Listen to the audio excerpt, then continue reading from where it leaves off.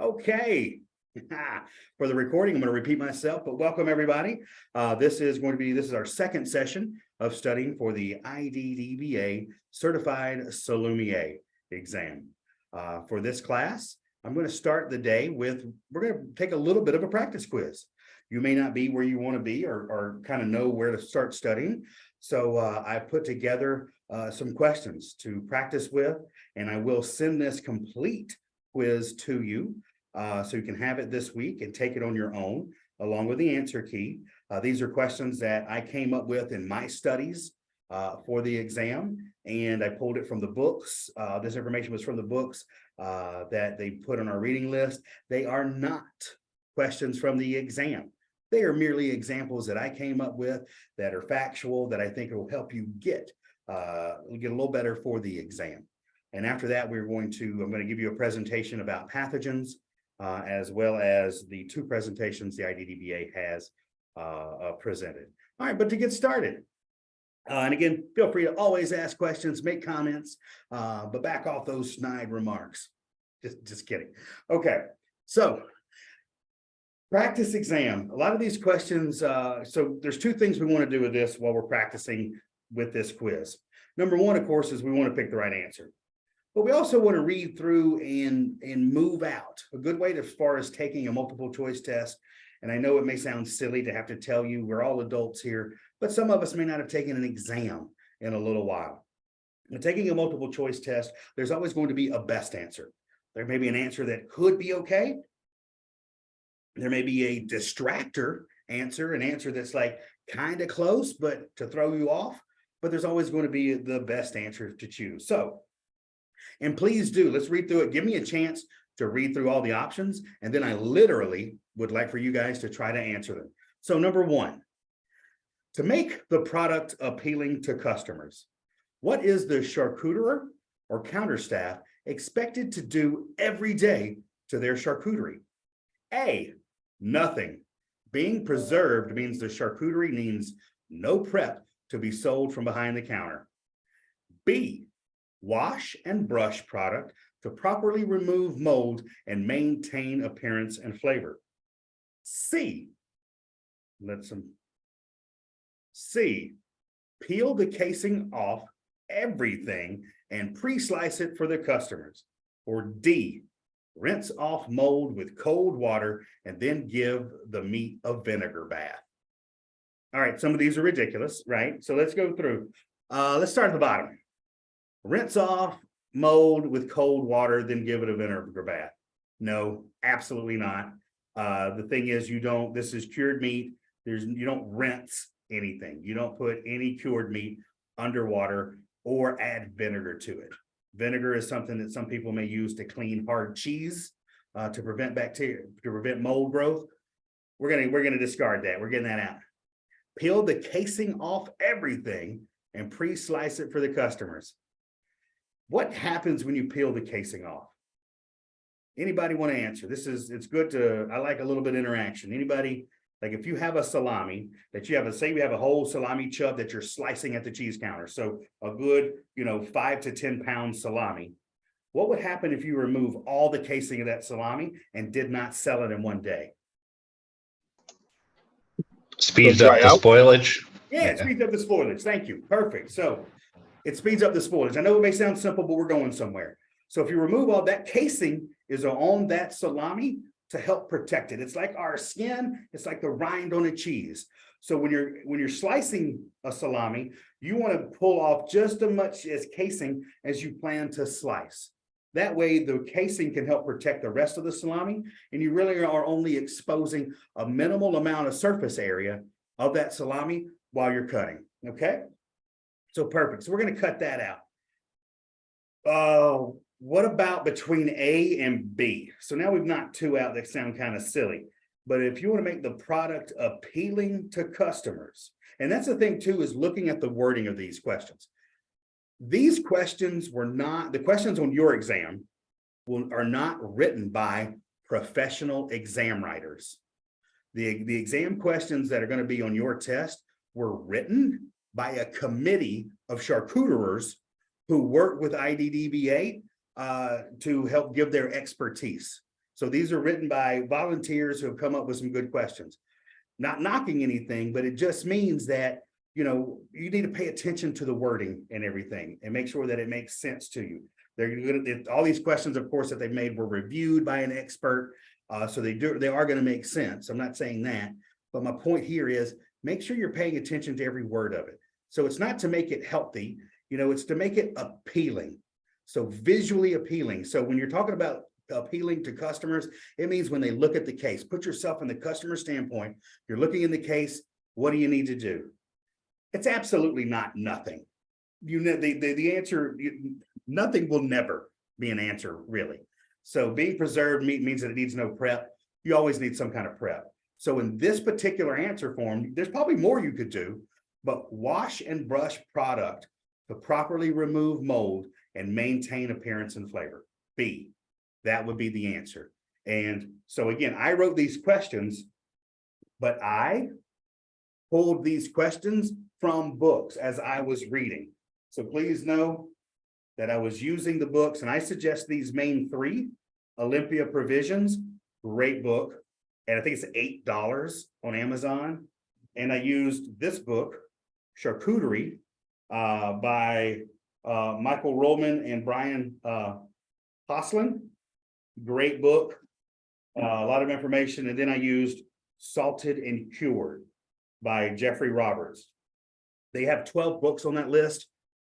I didn't read every one of them cover to cover. I skimmed a lot of them, but I found the three that I just showed you to be the most beneficial to me because all three of them like carried an overarching amount of knowledge. Some of them repeated themselves. After a while, you're getting the same information, but I found that those three were different enough that when you combine them, it gives you a good base. So anyway, that's where I got all this stuff from. I want you to know I just didn't snatch it out of the air.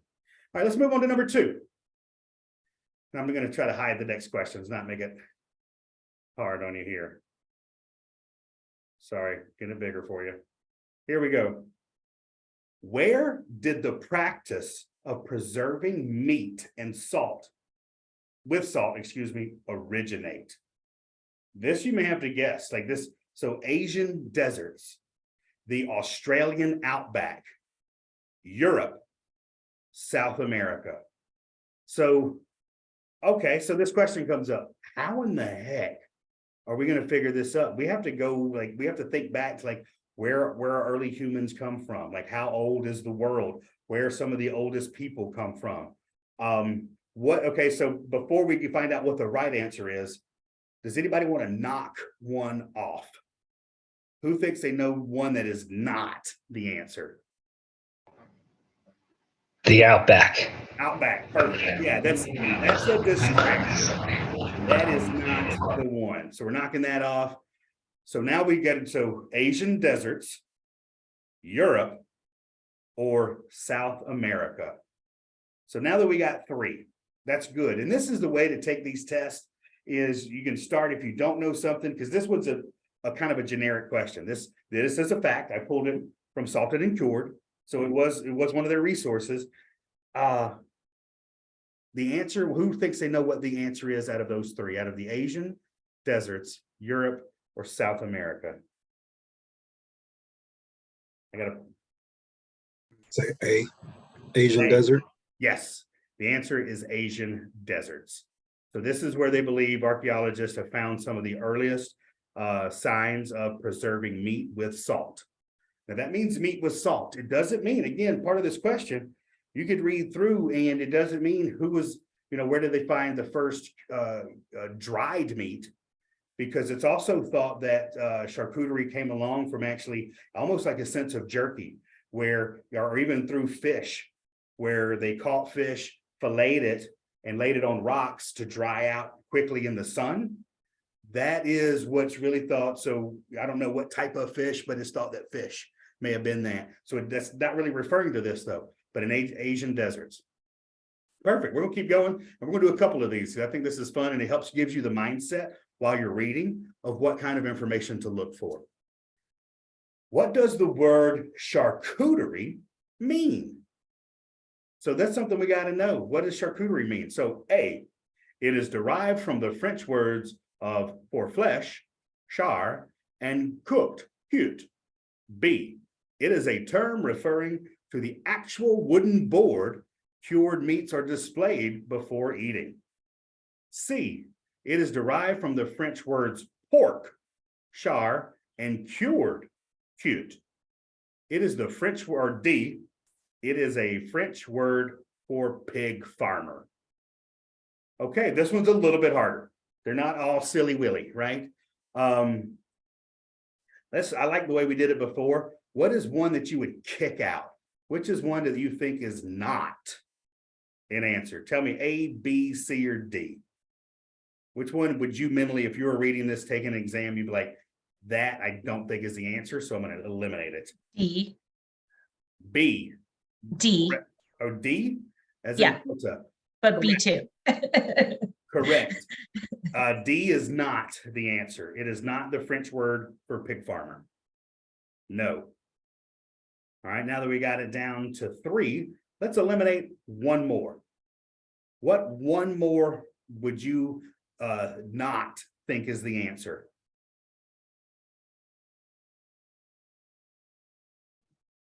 All right, B. B, as in Bravo. Yeah. The term Yes. referring to the board, no, that is not the answer. And if you look, we have a distractor in this one, a real distractor where we have basically the same answer, but with a different word. So A and C are very similar. So more than likely, when that is on one of these exams, and again, I'm coming from the fact that I've taken the ACS CCP exam, the same outside company that worked with the American Cheese Society to develop their exam is the same organization that worked with IDDBA. So it is exactly the same mindset. So if you've taken the CCP, you've got a leg up. If not, hang on, we'll get you there. So that's what a distractor is. It's very similar.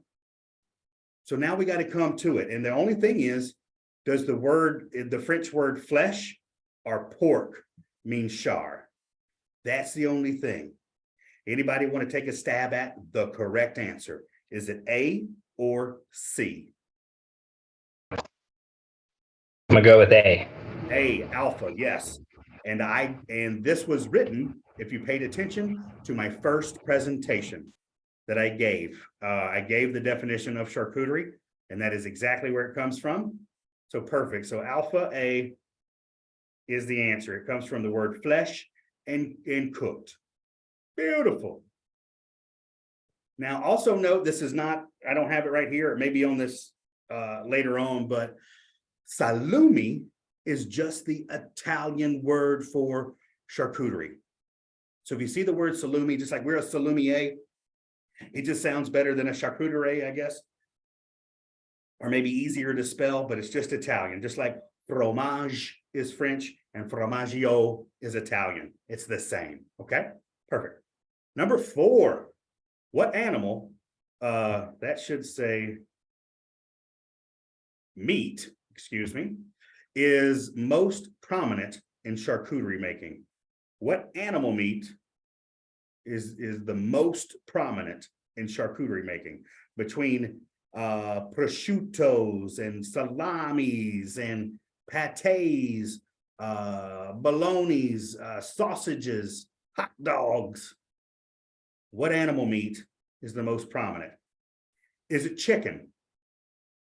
No, I'm going to throw that one away. So it's either A, fish, B, hogs, C, cattle, D, chicken. Chicken, probably not. Chicken is probably the #1 meat consumed in America because of chicken nuggets and chicken wings, but it's not the most prominent in charcuterie making. We can throw that out. You know, we may, chicken is used kind of actually really little in charcuterie making because chicken is eaten in so many other ways.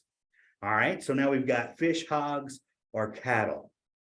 Fish, we've got cured salmon is fish. You can talk about anchovies.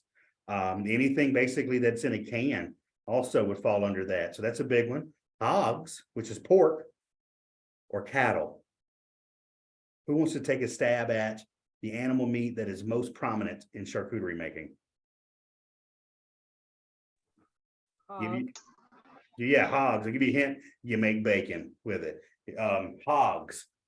So pork is the #1, is the most prominent meat Anybody know why?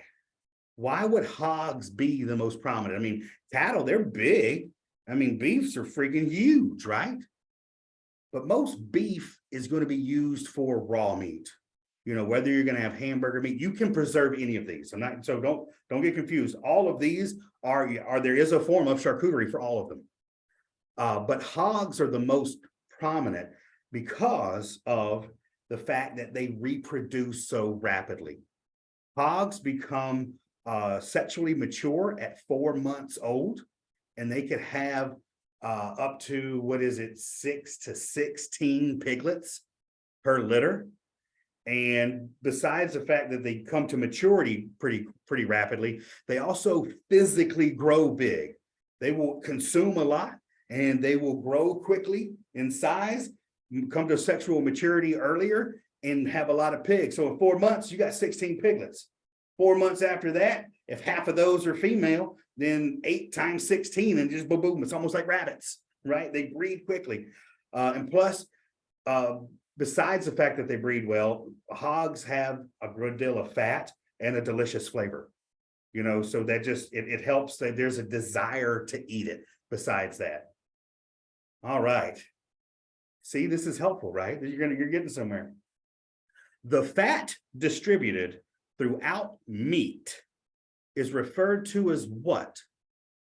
A, marbling. B, the good stuff. C, myoglobin.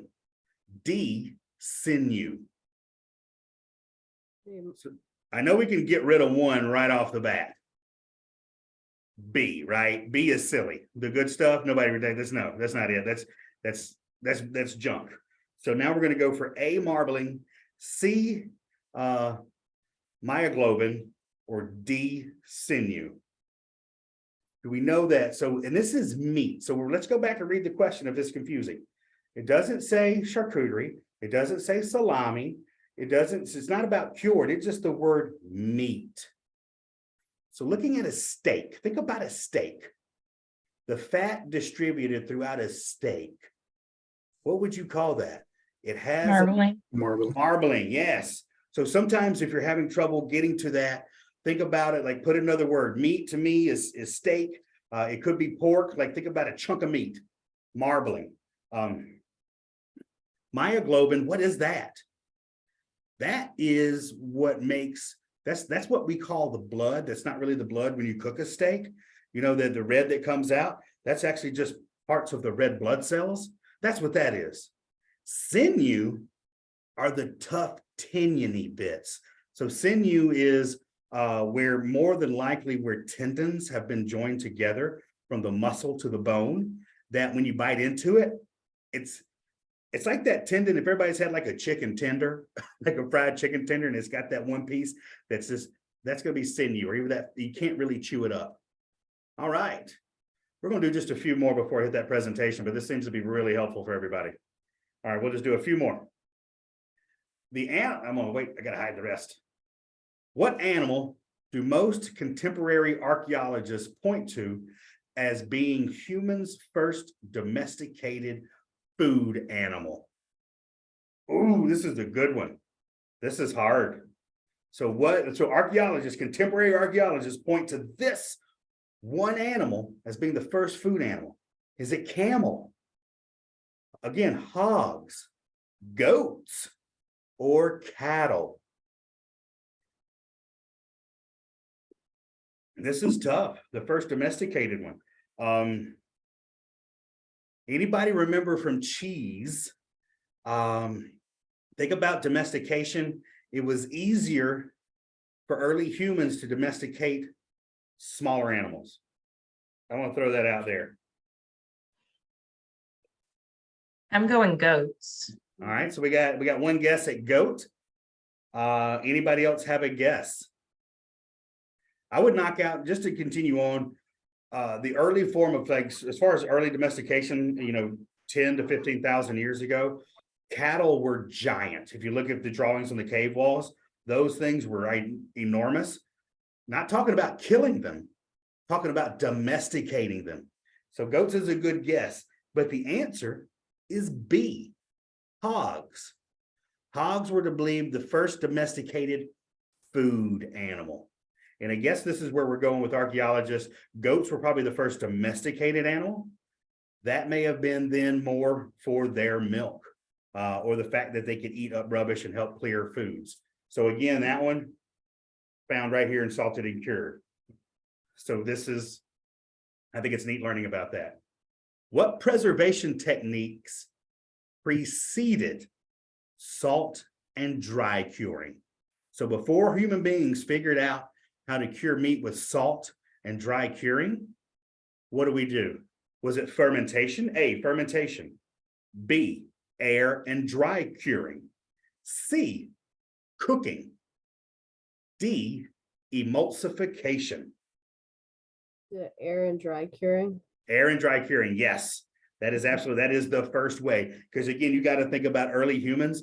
They didn't have anything. The only tool they had was literally the blazing sun. So they had and to slice up a fish, put it on a rock on a hot day, and dried it out. It wasn't until later that they started figuring out, oh, well, the salt water dries up, it leaves this salt, it adds a little bit of flavor. Let me add that to it. And then it was a continuation. And then it would have been cooking when humans learned how to deal with fire, and then fermentation, and lastly, emulsification. That's how that would have been.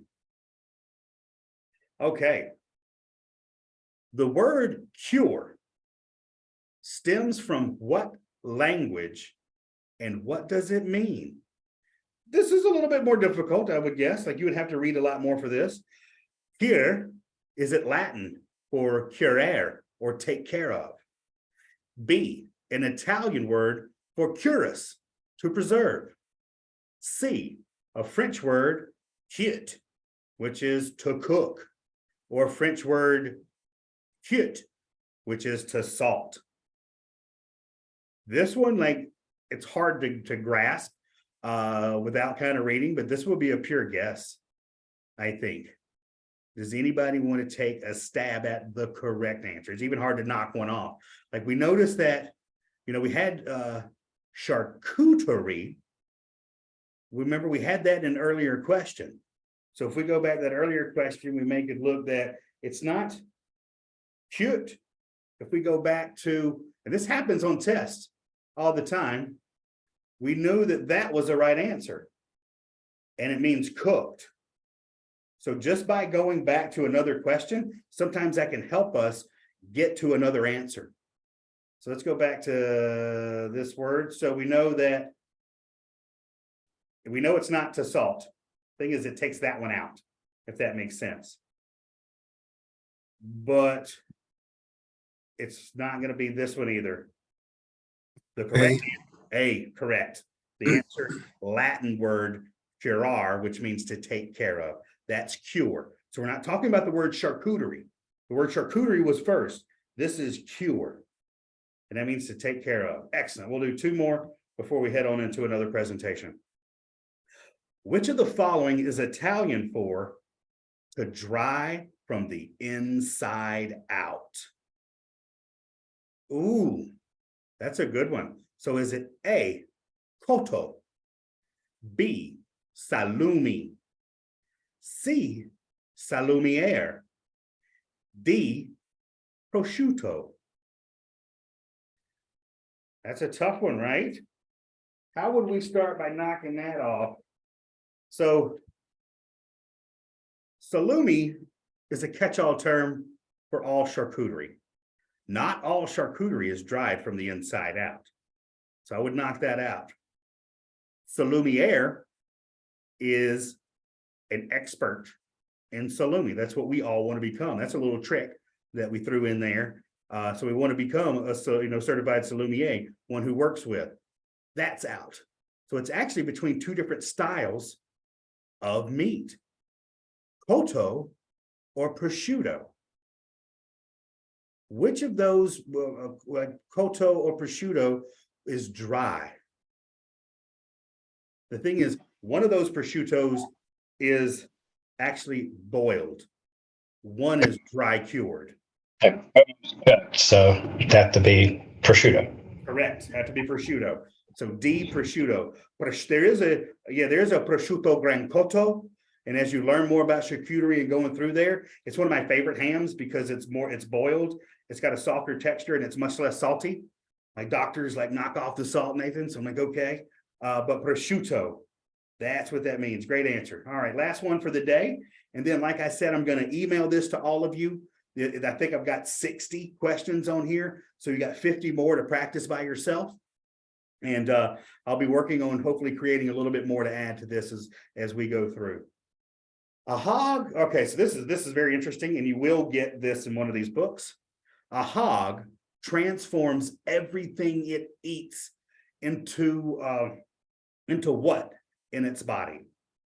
So again, once you consume something, you're going to get nutrients, minerals, all these things, calories. It's consuming calories. What does a hog turn those calories into? And here's a hint. We like to eat it. I'll say meat and fat. Perfect. Meat and fat.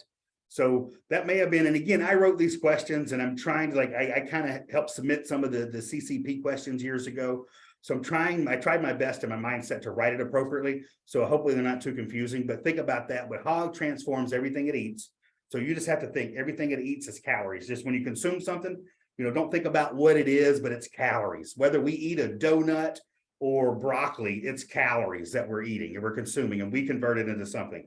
But there is muscle and meat and fat. Different animals, we turn some of ours into energy. But hogs, they're great. Their body, their metabolism, what they're meant to do is store meat and fat. That's what makes it yummy and delicious. Awesome. So again, that's going to be sent to you. Let me see if I can make a change with my screen. Does everybody see a presentation? Pathogens of concern. That's what hopefully I'm showing to everybody. Yes. All right, thank you. I hate to have to ask that. I know this doesn't sound professional, but I've gone through presentations before and they're like, we didn't see it. All right. So here, pathogens. This is the big part of your test. There's even a little bit more on here. We're going to focus on some that and really kind of concentrate, but this is a great way to take notes. And again, I'm happy to send all this to you too. This is not for me just to hold on to, and gatekeep, I think is the new word. Pathogens of concerns and prevention from Institut du Fromage and meat too. So why is it important? Meat can be a significant source of food-borne pathogens. Bad meat, spoiled meat can kill people. We have a moral obligation to make sure that we're not hurting anybody. And foodborne illness is bad for business. I stick with the moral obligation part. Let's keep people healthy and good. So temperature control. When making charcuterie, raw meat should never exceed 44 degrees Fahrenheit. And again, with this test, you're not gonna, there's no converting Celsius to Fahrenheit. We're taking a test in America, and for some reason we have not caught into the metric system. We're holding on to the imperial system of everything. So if they ask you a question with temperature, they may give you the Celsius and the Fahrenheit, but it's not going to be a trick. Just know that, they're not tricking you with that. The same way if you took the CCP. Every cooked product should be cooked to a minimum internal temperature of 155 degrees. So every cooked product, so if you're looking at, there are cooked, there's pate, there's bologna, mortadella, sausages, anything that you cook, 155 degrees is the minimal. And while I'm asking that, if you were to check the temperature of anything, where's the best place that you would want to put the thermometer? That's probably a hard question to answer because it was probably a weird question. It's in the thickest part. There we go. You got it. Perfect. Into the thickest part. And I know that sounds silly, but remember that. That may be on your exam. Stick it always into the thickest part. And you want to get at least 155 degrees for the cooked things. The danger zone for meat is between 40 degrees and 100 degrees. That is where pathogens love to grow. That temperature is, so that's what's called the danger zone. They could ask a question like, what is the exact temperatures for the danger zone? or they may not even use the term danger zone, but 40 to 100 degrees, remember that. All right. The Food and Drug Administration, the FDA, hopefully we know what that is. If you don't, like, I just study up on that a little bit. I think we're probably all at that level, but if not, no FDA. The guidance for the FDA staff compliance policy covers the federal policies and recommendations concerning pathogens. So that could be a question there, is what governing agency deals with the concerning of pathogens? The Food and Drug Administration. Illnesses associated with food products include, you got salmonellas, you got hemorrhagic colitis, listeriosis, now I pronounce things badly sometimes, I apologize. Staphylococcal food poisoning, botulism, and Yersinia infection. Botulism is going to be our main concern when talking about meat.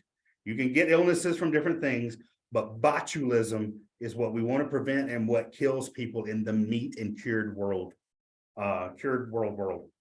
Illnesses may be caused by infectious organisms or a toxin produced by that organism.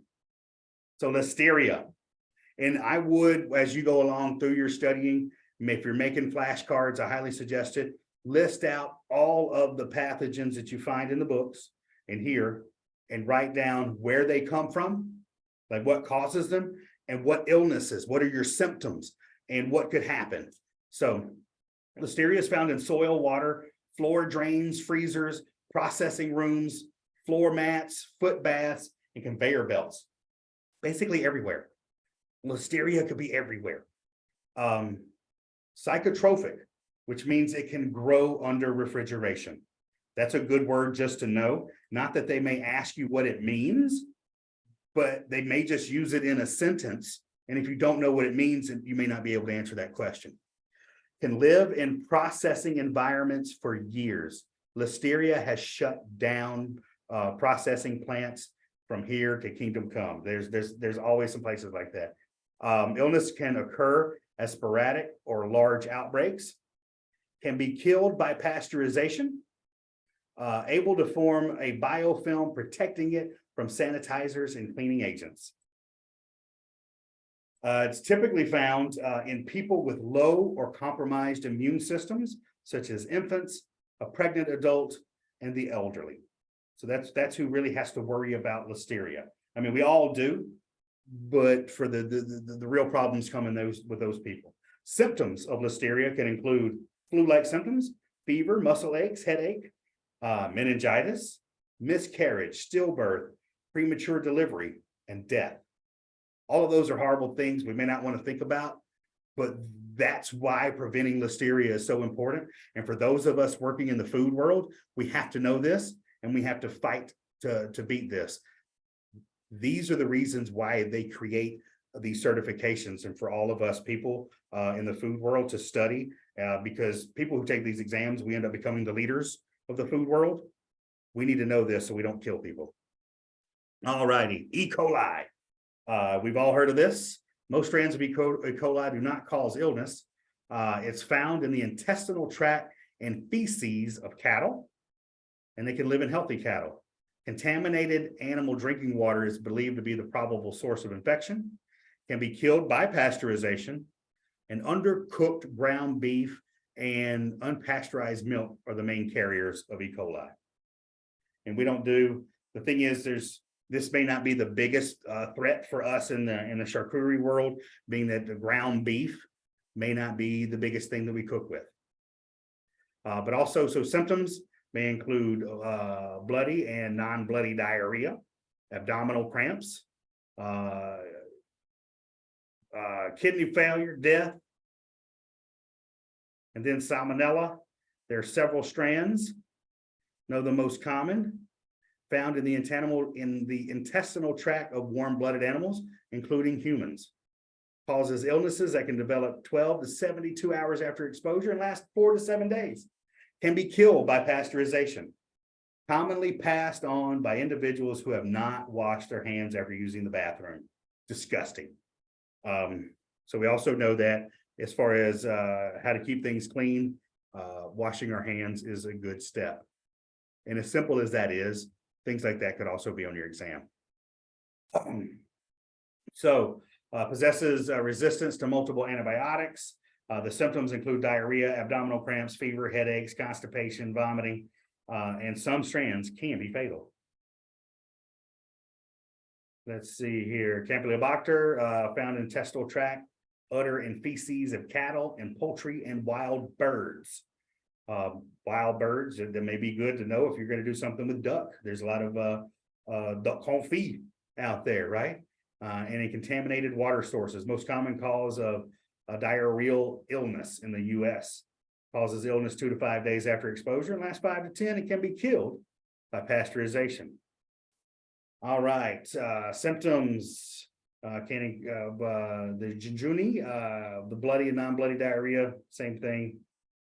Cramping, nausea, vomiting, fever, muscle pain. Prevention.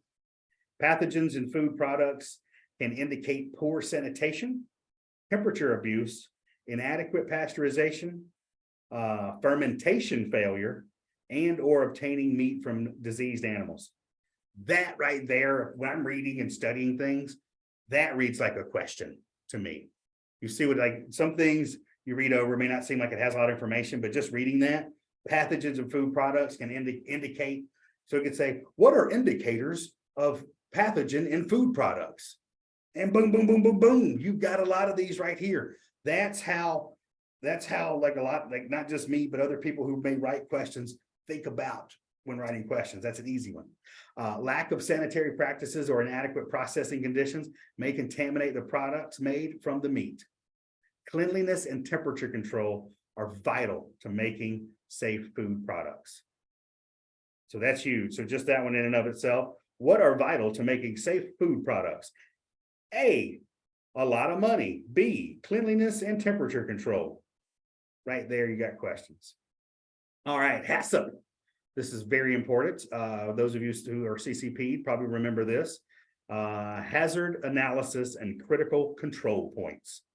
A HACCP is a critical examination of the entire food manufacturing process to determine every step where there is a possibility of physical, chemical, and microbiological contamination of the food, which would render it unsafe or unacceptable for human consumption. I would definitely know HACCP plans. These are important. Step 1, conduct a hazard analysis. Step 2, identify critical control points. Know the term critical control points. Establish critical limits for CCPs, that's it, critical control points. Establish monitoring procedures for critical control points and establish a corrective action. Step 6, you're going to establish verification procedures. And step 7, establish a record system. You're probably not going to get asked a great deal of questions about this, but there is a bulk of the test, of course, is about pathogens and sanitation. So there could be 1 or 2. I would know these steps. All right. So HARPC, hazard analysis and risk-based preventive controls. These address the core intent of the Food Safety Modernization Act. Any of these acronyms, when I talk, because every day I'm in between CCP prep, taste prep, and this kind of prep. No, anytime you see an acronym, make a flashcard for it. Know what it is. That way it's in your brain, you're ready to go, because a lot of times they could just use the acronyms in a sentence, even if they don't ask you what it means, which they could. What does FSMA stand for? They could list it out and try to trick you with that. Or they could just use it in a sentence, so you need to know. Food Safety Modernization Act law, which to identify hazards that might arise due to the specific foods or ingredients in the food, or due to the various processing, manufacturing, packing, and holding steps applied to the food. Okay, continued. HARPC approach combines critical control points and prerequisite programs under the single moniker preventive controls. So, right, that's a good one to know. Science or risk-based preventative controls rather than critical control points are required under HARPC. Now, HARPC doesn't distinguish critical control points from other types of preventative controls. And the biggest impact of the ramped up regulation is that cheese makers and also producers, all makers, will be expected to have a wider range of written procedures and documentations. So just know that HARPC is more detailed and has a wider range of written procedures and documentation. So there are 5 key areas: preventative controls. These we need to know: process controls, food allergen controls, sanitation controls, supply chain controls, and recall plan. These are all big things. It works with cheese, charcuterie, any food production, as well as distribution. These are things that not only those of us becoming experts want to know, but us in the food world, we got to know this. The preventative controls are part of a mandatory HARPC program. Preventative controls should be documented and regularly audited. Whoo, that's a lot. There's always more to study. So we're going to keep going. I've got you for 15 more minutes. And these are just the presentations that this right here is on the website for IDDBA. I just kind of wanted to go over, this is not my presentation. I just wanted to show it to you in case you haven't seen it yet. So how to handle and slice Italian charcuterie. Oh, that's a beautiful picture. Look at that. The main thing I see right there looks like nice thin slices. How to handle prosciutto cotto. Okay, we talked about that, right? This is the ham I love so much. And this is kind of simple. We'll go through this quick and be able to finish this before the hour is up. Using a knife, apply a slight pressure on the top of the rind and engrave 4 to 5 centimeters. That means we're just trimming the fat. Remove the strip of the rind, or the fat cap is what we like to call it in the States, by hand to preserve the fat parts of the ham. So what they're doing and saying here, and one thing that some people don't like about charcuterie, is fat is part of it. When I worked the counter for years and would slice, cut cheese to order and slice meat to order, and even with any of the prosciuttos, everybody would have cut out all the fat off of it. No, that's part of it. And besides the fact that we're telling here to preserve it, for business wise, if you're a retailer, you're paying for that fat. A distributor is going to buy it. If we buy it by the pound, we're buying the whole thing by the pound. And the retailer is going to buy it by the pound. And if you're going to sell it to the customer and you slice all the fat off, that's a lot of weight. You're throwing money away. That's just business. Number 2, the fat in charcuterie is part of the whole experience. If you don't like it at home, cut it off at home. But if you're running a counter, make sure your charcuteriers, your people slicing meat, just take that leather part. That's when they talk about a rind, it's a translation issue. I call it a fat cap, or the leather piece that's real tough. You got to cut that off. Dedicate a slicer just to cooked hams in order to avoid contamination from other products.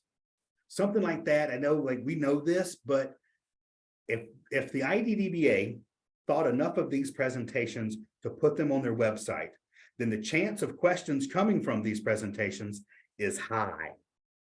So pay attention to this. So we don't want to contaminate. That's good. The slice should be 1 to 1.5 millimeter thick, so thin. Ease the slice on a sheet of food paper using tongs. You should place maximum 3 slices per layer in order to maintain their integrity. This way the Italians do it, it's what they tell you. Carefully cover the remaining part of the product and store in the fridge. All right. How to handle prosciutto crudo. So this is, my gosh, I've sliced so much prosciutto like this. I love it. Once you open the ham, so this is the plastic. Like all these hams come in plastic. We've seen them hanging up. It's got fat all over it. Open it up, wipe it dry from any residue with oil with a paper cloth. Paper towel, you got to wipe all the fat off the same way you would all the butter fat from a wheel of Reggiano that's sitting out for a while. Cut off the rind. I call that the leather. It's not true leather, but that's part of the fat that has just dried, more the skin. So it's very hard you've got to cut that off because you don't want to give it anybody. So rind bit by bit. That's what I meant. Even when I mentioned earlier, when you're taking the casing off of a large salami to slice, you don't trim the big pieces off the whole chunk of meat, or it will dry out. You're exposing more surface area to the air, and it's going to dry out and make it bad. So you do it bit by bit.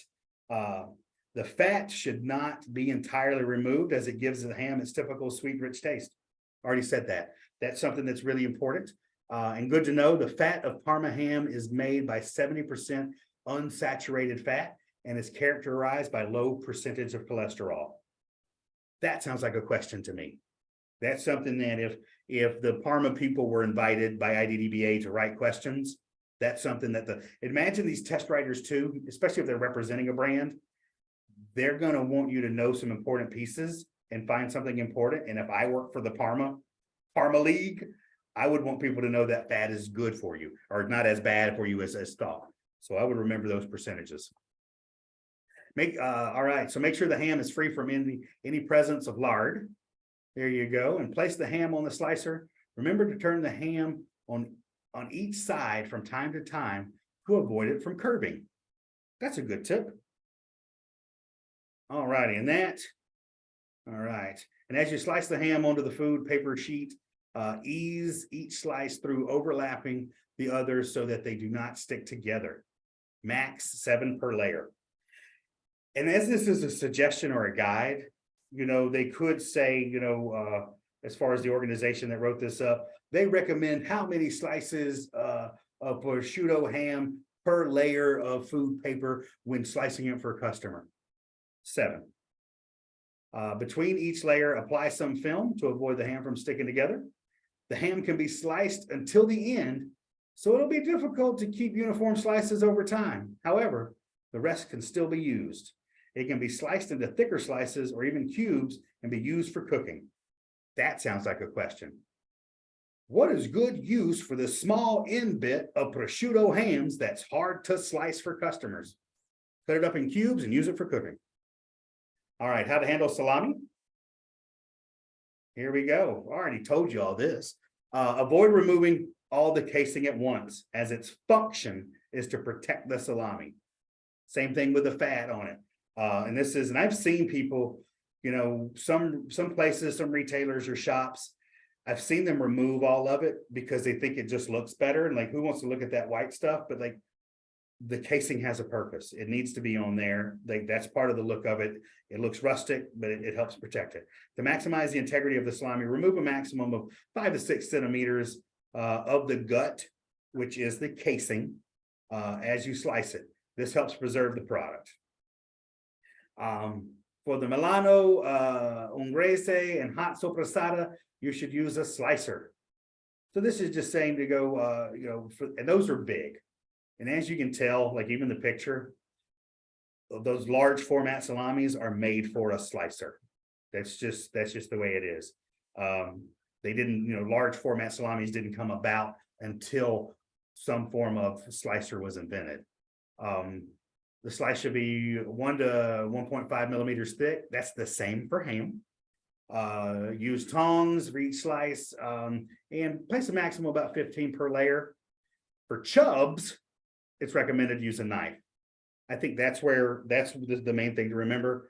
Chubs use a knife, large formats use a slicer. It makes sense, right? Following a diagonal cut 2 to 3 millimeters thick, which enhances its characteristic fragrance. So there you go. So they suggest cutting it with an edge on it, right? And Salome Napoli is recommended to be cut by a knife following a straight cut 2 to 3 millimeters thick, which enhances its characteristic fragrance. So Napoli is the only one for straight. All other chubs go diagonal. Once the salami is sliced, seal it with a food paper sheet, cover the remaining part of the product, and store in a fridge. Oh, mortadella. How to handle mortadella? Give it to me and let me eat it. I love it. So take the product out of the pack and cut the first centimeters of the surface of the casing in order to easily remove it. Same thing. Now that casing is going to be more like paper. But that's general. See how all this is pretty much the same, whether it's fat, casing, wrapping around it, only remove what you need to. Remove the edge of the casing and tear off a small part. Do not tear off too much because it preserves the fragrance of the product. Place the mortadella on a slicing machine and set it for a thickness of, let me guess, 1 to 1.5 millimeters. I'm seeing a consistent number here, so that's probably going to be on the test. The thinner the slice, the better it is for fragrance and taste enhancement. I always notice that, and I can't handle it when people just like when they sample out a giant chunk of mortadella. It's not the worst, but mortadella, just like prosciutto, thin. Take the thin slices with the tongue and properly ease them to the food paper. Do not overlap the slices too much to avoid them sticking together. To preserve the original fragrance and taste, carefully cover the remaining product and keep it refrigerated. Awesome. So that is, that's who created that. Now I got a few more minutes and I'm just going to cover the how to pair Italian charcuterie. Okay, the board, another good looking board right there.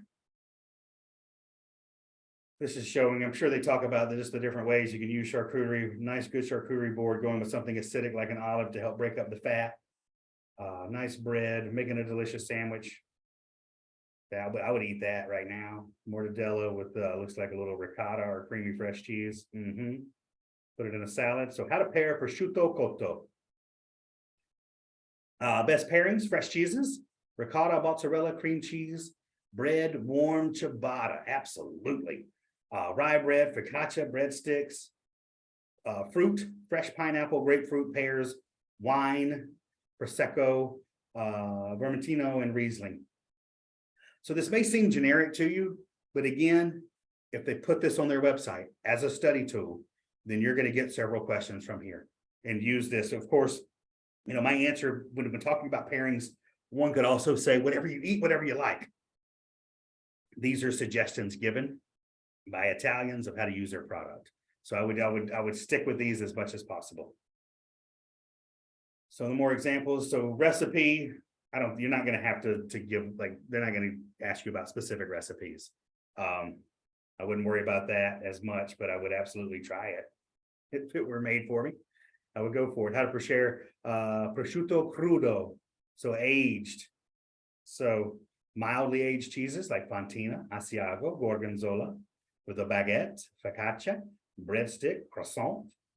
So that seems like a little bit softer, right? Fruits, melons, figs, grapes, berries, jams, berry jam, sparkling lambrusco, prosecco, with a nice Chianti, Cabernet Sauvignon, Vermentino or Chardonnay.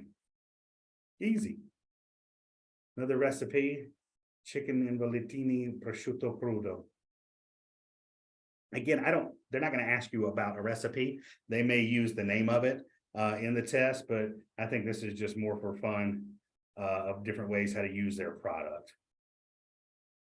How to pair salami. So I would pay in this slide, when you go to it, pay more attention to what the pairing items are. And I think you'll be okay on the exam. Best pairings with salami.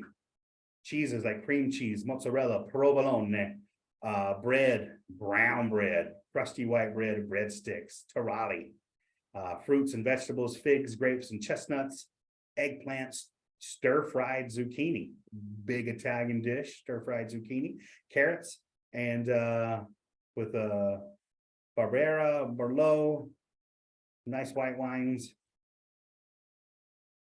And here we go. More pairings. So this one looks like more spicy, medium hard cheeses. Same thing. Fontina, provolone, Emmentaler, ciabatta, bagel, breadsticks. I think this presentation is a little bit more generic, but they still could ask a little bit about it. So I would know the general pairings of what to do and maybe the why. So, here it looks like we're having a little bit stronger wines out of here. If we're going to have a little bit stronger sort of salami, that looks more like a calabrese. All right. And a recipe, savory cheesecake with ricotta, salami Milano, and tomatoes. Shut the front door. I may have to give that a shot. That seems interesting. Mortadella. All right, cream cheese. I think I seem like this is a double. Seems like we've already been through this. Mortadella, ricotta, crusty bread, bread gristinis, figs, pistachios, tomatoes, lettuce, radish, all of that. I would just go through and read it. I don't feel like I need to read all that to you. But lasagna with pistachio, mortadella, and mozzarella. What? Okay. I would give that a shot. Anybody else look at that and be like, what? My heart will stop, but I will give it a shot. All right, porchetta.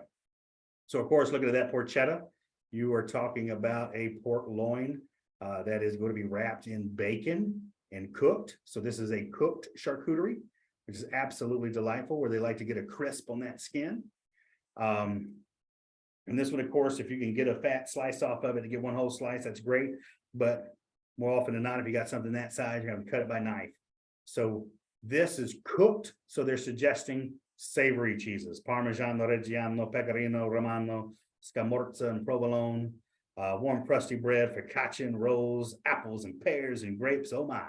Artichokes, onions, grilled vegetables, nice Pinot Noir, Merlot.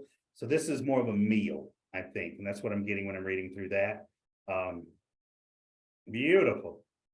And of course, porchetta in a sandwich, absolutely amazing. All right, so that covers those. I'm going to do a stop share, and thank you all for your time today. Hopefully that gave you a little bit of help. I'm going to schedule another class real soon. I apologize that I'm not able to lay out an entire class schedule, as my job takes me away quickly at sometimes. So I'm going to do my best to make sure to give you a week or 2 weeks advance notice every time. And I work hard for an exact schedule, but it's very difficult with me being the only trainer, right? But do expect to look out for your email tomorrow for a link to this training and a copy of the questions. I'll send you that with the answer, so you'll get the quiz. And also, I'm going to send you all the notes and note cards from our last year's training. It's not the best organized, but it's kind of like where we went through what I call that syllabus, the study guide, and started filling out everything for it. So we've got a lot of information. So I'm going to do my best to feed you as much information as you can. It's up to you to continue to read, study, and reach out to me if you have any questions. Most of you should have it, but I'm going to continue giving you my email, naldridge@gfifoods.com. If you ever have any questions, comments, please always feel free to reach out. It is my job to help you succeed, because that's what I want to do. I hope you all have a great day and a very wonderful weekend. And I'll be reaching out to you tomorrow. Have a good one. Bye, everybody. Bye. Bye bye. Thank you, Nate.